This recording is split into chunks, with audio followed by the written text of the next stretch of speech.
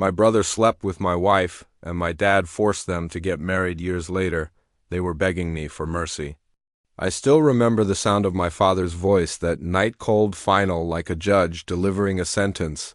You'll give her the divorce, Daniel, your brother will marry her, and you'll move on. I stood there in his living room, my hands shaking, my chest tight with a pain I didn't have words for yet. My wife was pregnant with my brother's child, and my father was telling me to walk away, like it was nothing, like 8 years of marriage meant nothing, like I meant nothing. Let me take you back to the beginning. My name is Daniel Harper. I'm 42 now. But this story really starts when I was 35 back then. I thought I had everything figured out. I was a project manager at a mid-sized construction firm in Columbus, Ohio. The pay was decent. The work was steady. I had a house in a quiet neighborhood with tree-lined streets and neighbors who waved when you drove by. And I had Jessica Marie Carson.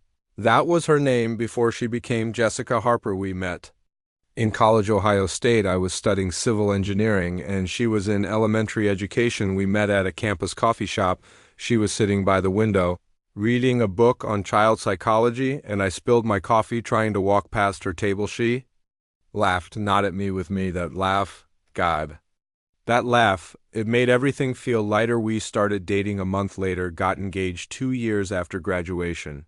Married when I was 27 and she was 25. Everyone said we were too young, but we didn't care. We were in love, at least I was. For the first few years, everything was good. We traveled a little, took weekend trips to Hocking Hills, spent summers at Lake Erie. Jessica taught third grade at an elementary school about 20 minutes from our house. She loved her kids. She'd come home with stories about them every day. Daniel, you should have seen little Marcus today. He finally read an entire book by himself. I loved watching her talk about her students. Her eyes lit up. She was meant to be a teacher, and she was meant to be a mom. That's what we both wanted. A family. We started trying when I was 30. We figured it'd happen quickly. We were young, healthy, no obvious issues, but months went by, then a year, then 2. We saw doctors, specialists, did all the tests. Everything came back normal, unexplained infertility. They called it just keep trying. They said so. We did, but it changed things between us. Sex stopped being about connection. It became a chore scheduled. Clinical. Jessica started pulling away. She'd go to bed early, spend more time on her phone, stop talking about her day. I tried to reach her. I really did. Jess, talk to me. What's going on? I'm fine, Daniel, just tired.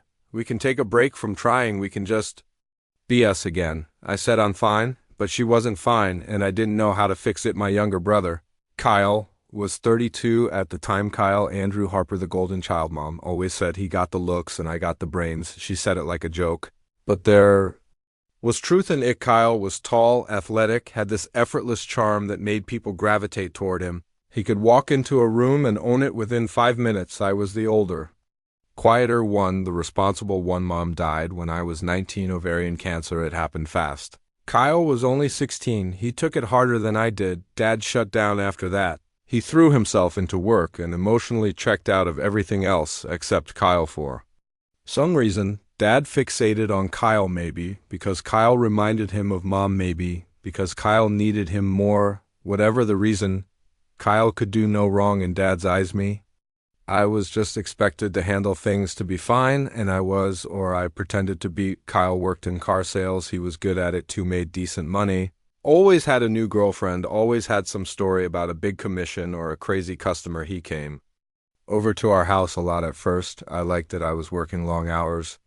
And Jessica seemed lonely. Kyle made her laugh. He'd bring pizza. They'd watch movies while I caught up on work emails. I thought it was nice. I thought my wife and my brother were just getting along. Looking back, I see it all differently now. The way she'd light up when he walked in, the way she'd touch his arm when she laughed, the way he'd look at her when he thought I wasn't paying attention. I see it all now, but back then I was blind. It was a Tuesday in October when my world ended. October 14th, 2014.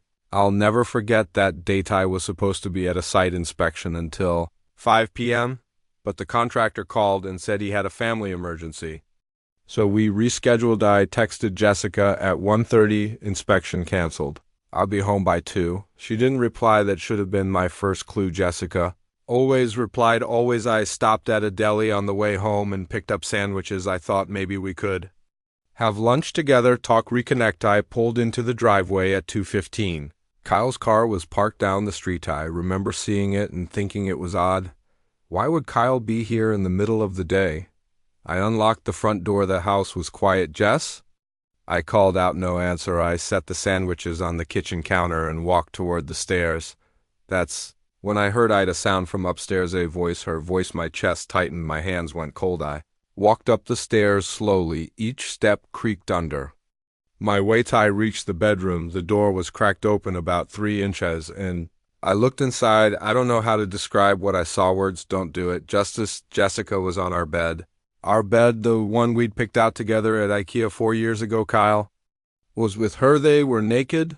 They were tangled together, and they didn't see me. Not at first. I just stood there, frozen. My brain couldn't process. It couldn't make sense of what my eyes were showing me. This had to be a mistake, a hallucination, a nightmare, but it wasn't. Kyle turned his head. Our eyes met for a split second. Neither of us moved. Then his face went white. Danny! Jessica screamed. She grabbed the sheets and covered herself. Daniel! Oh my God! Daniel, I didn't say anything. I couldn't. My throat was closed. My chest felt like it was caving. Aini just turned around and walked down the stairs. I heard them scrambling behind me, footsteps, voices. Danny, wait! Daniel, please! I got in my carry, started the engine, and I drove. I don't remember where I went. I drove for hours through neighborhoods I didn't recognize, down highways I'd never taken. My phone kept buzzing, call after call, text after text. I didn't answer. I didn't even look. I just drove until the sun started setting, and I realized I was almost out of gas. I stopped at a gas station somewhere outside of Delaware, Ohio. I sat in my car at the pump and stared at my hands. They were shaking. I tried to remember how to breathe in, out, but every time I closed my eyes, I saw them. I saw her with him. When I finally went home, it was almost 9 p.m. Kyle's car was gone. The house was dark except for the living room lamp. Jessica was sitting on the couch, still wearing her robe. Her eyes were red and swollen. Mascara streaked down her cheeks. She looked up when I walked in. Daniel, she whispered. Please let me explain. I stood in the doorway. I didn't take off my jacket, didn't sit down. Explain what? I said. My voice sounded hollow, empty. It's not what you think. I laughed, actually laughed. It was a bitter, broken sound. It's not what I think. Jessica, I walked in on you fucking my brother. She flinched. What part of that needs explaining?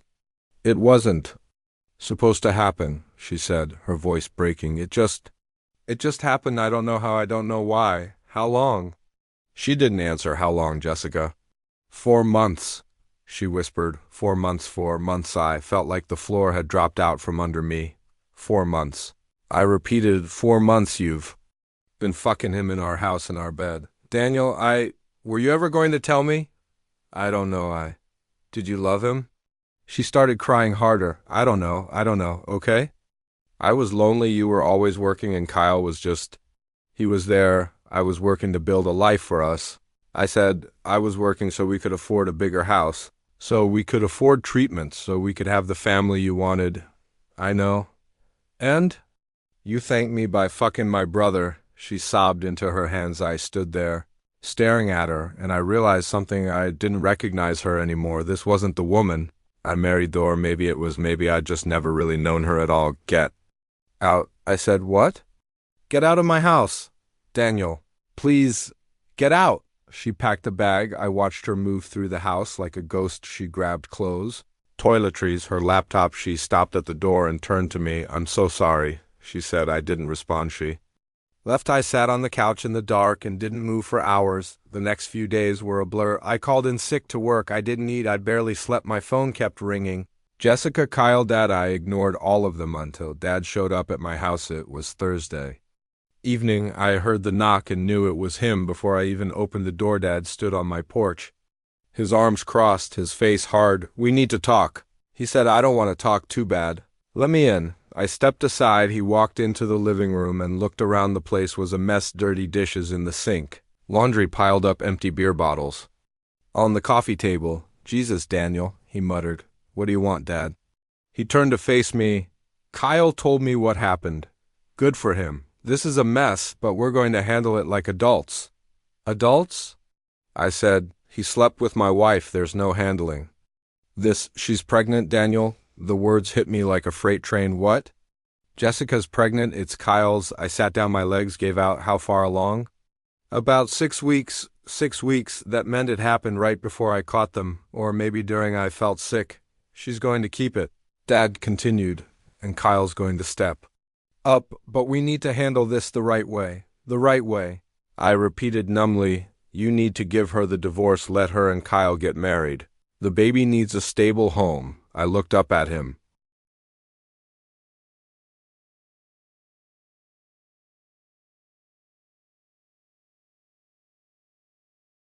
Are you serious?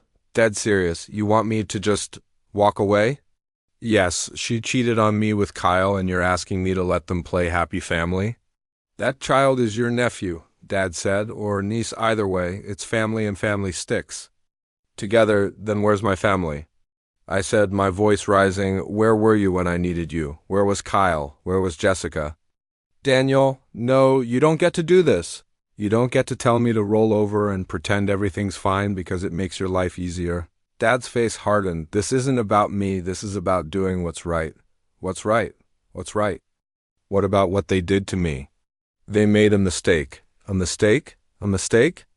I stood up. Sleeping with someone once is a mistake. 4 months of an affair is a choice. It's betrayal. It's enough. Dad said, his voice like iron, you'll give her the divorce, Kyle will marry her, and you'll stay out of it. That's final. I stared at him. This man, my father, the man who was supposed to protect me, support me, and he was choosing them. Get out. I said quietly, Daniel, get out. He left without another word. 2 days later, Kyle called, Danny, please. He said, we need to talk. There's nothing to talk about. I know I fucked up. I know I hurt you, but she's having my baby. I have to do right by her. Then do it. I'm not stopping you. Dad wants us to meet, all of us, to figure this out. Figure what out? How we move forward as a family. I almost threw my phone across the room. We're not a family anymore.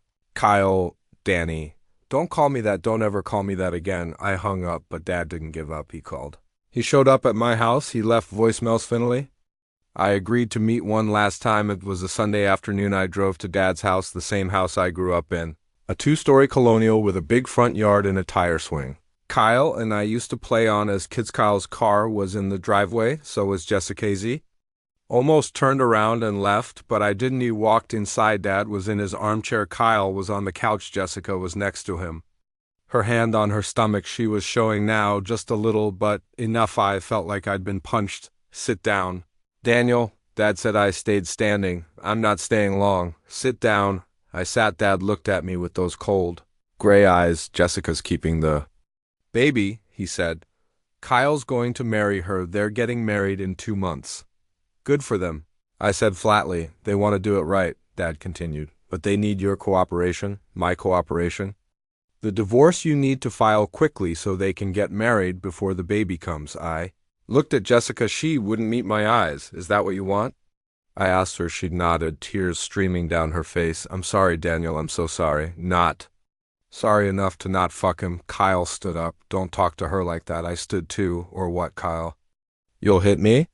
Go ahead. Give me a reason. Boys, Dad said sharply, sit down, both of you. We sat. This is what's going to happen. Dad said, Daniel, you'll file for divorce this week. Jessica and Kyle will get married as soon as it's finalized, and we'll all move forward. And what about me? I asked. You'll move on, find someone else, build a new life? Just like that. Just like that. I looked around the room at my father, who'd already made his choice, at my brother, who couldn't even look at meet my wife, my ex-wife, who destroyed everything, and I realized something he'd already lost. All of them fighting wouldn't change that. Fine, I said. Dad looked surprised. Fine? Yeah, fine, I'll file for divorce. They can get married. I don't care anymore. Daniel, Jessica started. But I have one condition, I said. What? Dad asked. I never want to see any of you again, not at holidays, not at birthdays, not at funerals. You want me out? I'm out completely. Daniel, you don't mean that. You made your choice now. I'm making mine. I stood up and walked to the door. Danny. Wait, Kyle said. I stopped, turned around. Don't. I said, don't say another word. You're dead to me, all of you.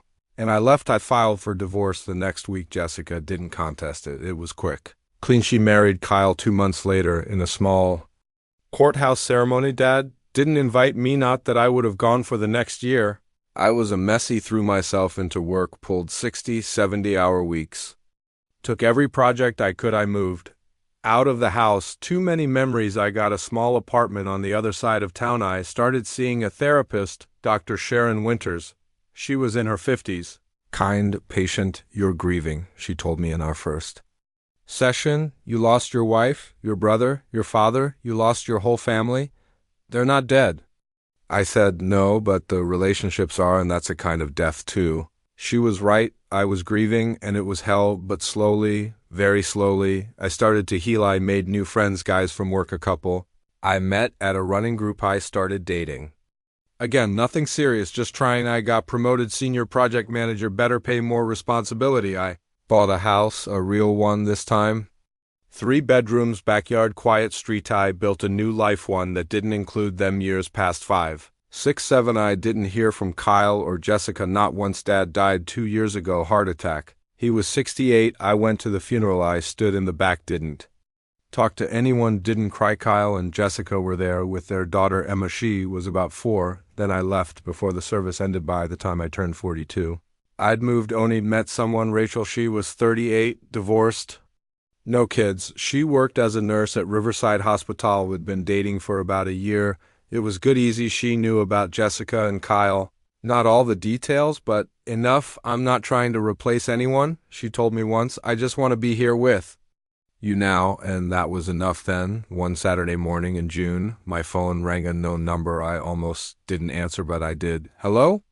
Danny? I recognized the voice immediately. Kyle, don't call me that. I said, I'm sorry, Daniel, I need to talk to you. We have nothing to talk about. Please, just 5 minutes, that's all I'm asking. I should have hung up, but I didn't. What do you want? Can we meet? In person? Please. Against every instinct, I agreed. We met at a diner near my house, a place called Frankie's. I'd never taken Jessica there. It felt neutral. Kyle was already sitting in a booth when I arrived. He looked terrible. His hair was thinning. He'd gained weight, dark circles under his eyes. He looked 10 years older than he was. Thanks for coming, he said as I slid into the booth across from him. I didn't respond. A waitress came over. I ordered coffee. Kyle already had a cup in front of him, untouched. So? I said, what do you want? He took a breath. I know I have no right to ask you for anything. I know what I did. What we did, it was unforgivable. Then why are you here? Because, he rubbed his face, because I'm desperate. Jessica and I were struggling financially. I almost laughed. And I lost my job 6 months ago. The dealership closed. I've been applying everywhere. But nothing. That's not my problem. I know, but Emma, our daughter, she's sick. That stopped me. What do you mean, sick? She has a congenital heart defect. She's had it since birth, but it's gotten worse. She needs surgery, and we can't afford it. We don't have insurance. The bills they're drowning us. Go to a charity, apply for aid. We're on waiting lists, but she needs the surgery soon, within the next few months, or he trailed off, or what? Or she died. The words hung in the air. How much? I asked. The surgery? About $120,000, I whistled. That's a lot of money. I know. And you're asking me for it. I'm asking you to help, even just, I don't know, 10,000, 20, anything. I leaned back in the booth. Let me get this straight. You slept with my wife. You destroyed my marriage. My father forced me out of the family so you could play house, and now, 7 years later, you show up asking me for money? I know how it sounds. Do you? I said, my voice rising. Do you have any idea how this sounds? I'm desperate. Daniel, please. She's just a kid. She didn't do anything wrong. No, she didn't, but you did, and now you're paying for it. She's your niece. Is she? I said coldly, because last I checked, you and I aren't family anymore, remember? That's what I said. That's what you all wanted. Daniel? Please, no. I stood up. You made your choices. Now live with them. I threw a $5 bill on the table for my coffee and walked out. I thought that was the end of it, but it wasn't. 2 days later, Jessica called. I stared at her name on my screen for a long time before answering. What? I said, Daniel. Her voice was shaking, broken. Please listen to me. I don't have anything to say to you. Kyle told me. You said no, and I understand. I don't deserve anything from you. But Emma, she's innocent. She didn't choose any of this. That's not my problem. She's dying, Daniel. Then take her to a hospital. We have They won't do the surgery without payment upfront or insurance. We've applied for every program. Every grant we're on waiting lists, but there's no time. Then I guess you should have thought about that before you fucked my brother, she gasped. How? Can you be so cruel? Cruel? I said, you want to talk about cruel? You cheated on me for months, you got pregnant with his kid, you married him, you built a life with him, and now you come crawling back because you need something that's cruel. Jessica, what I'm doing. This is justice. She's 6 years old. And I'm supposed to care because you're a good person. I know you are underneath all this anger. You're still the man I married, the man who wanted kids, who would have been an amazing father. Don't, I said, my voice low. Don't you dare try to manipulate me. I'm begging you. Please save her. No, I hung up, but the calls didn't stop. Jessica called again, and again Kyle called. Even some of their friends started reaching out, people I used to know. Man, I know it's complicated, but she's just a kid.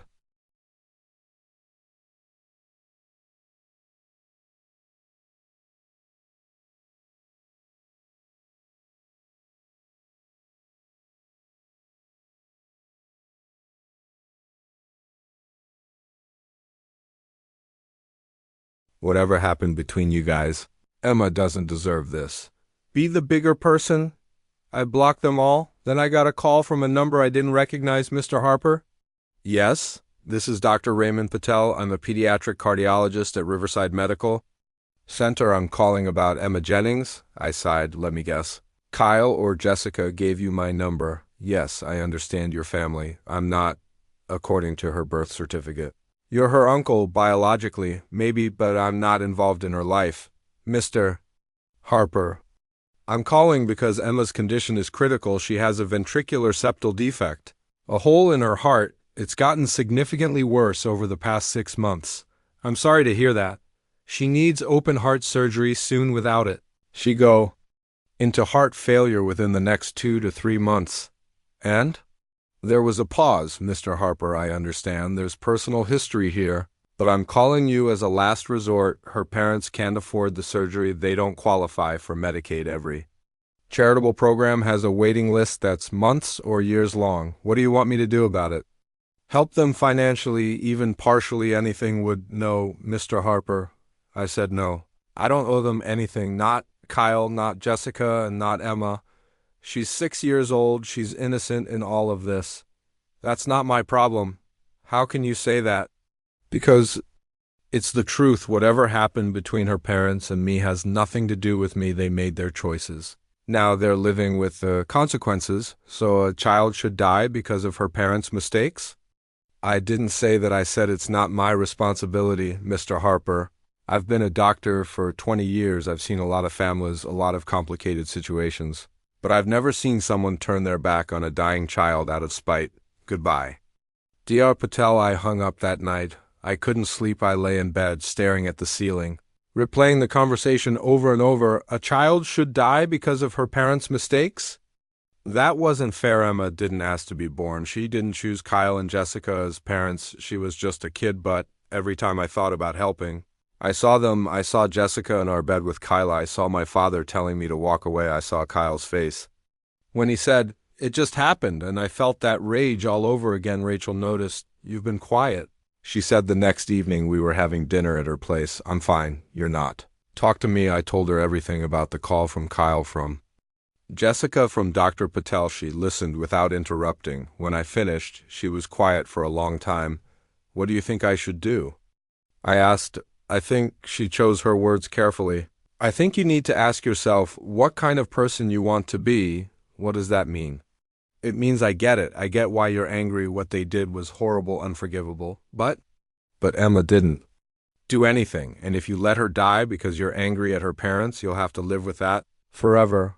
I don't owe her anything. No, you don't. But this isn't about owing. It's about who you are. I thought about that for days. Who did I want to be? The guy who let a kid die to punish her parents?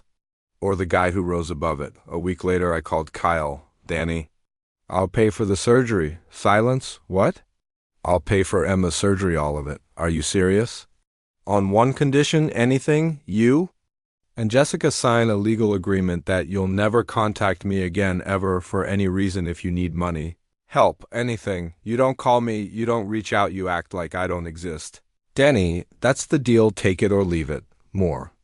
Silence. Okay, he said, his voice breaking. Okay, thank you so much. Don't thank me. I'm not doing this for you, I'm doing it so I can sleep at night. I understand, thank you, seriously, thank you. I hung up. I paid for Emma's surgery, $127,000 total.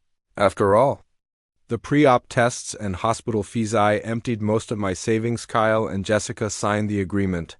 It was notarized, legally binding. Emma had the surgery 3 weeks later, went well. Dr. Patel called me afterward. She's going to be fine. He said, full recovery expected. Good. Mr. Harper, what you did, that was extraordinary. I didn't do it for you to thank me. I know, but I'm thanking you anyway. You saved her life. That was 8 months ago. Haven't heard from Kyle or Jessica since the agreement hold. They're gone from my life, and I'm okay with that looking back.